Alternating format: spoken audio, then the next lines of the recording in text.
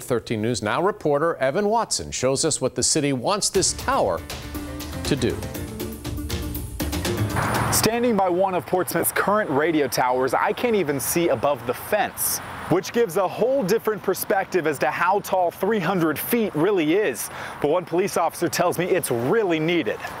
Along West Norfolk Road in Portsmouth, there's an orange sign announcing a new 300-foot radio communications tower is likely on the way. When seconds count, when public safety is putting their life on the line, knowing that they can reach somebody to get help, you can't measure that. A Portsmouth police officer says radio is currently reliable in his car, but not when he steps outside on his mobile walkie-talkie. Chief Information Officer Daniel Jones says that will change. Portable coverage, no matter where any public safety agency goes within the city, they will have complete and reliable coverage. Right now on the older analog system, emergency responders say there are zones like the Churchland area where there's no service. The Portsmouth Fire Marshal says the tower would help with dead spots, ensuring the safety of citizens and first responders when seconds count.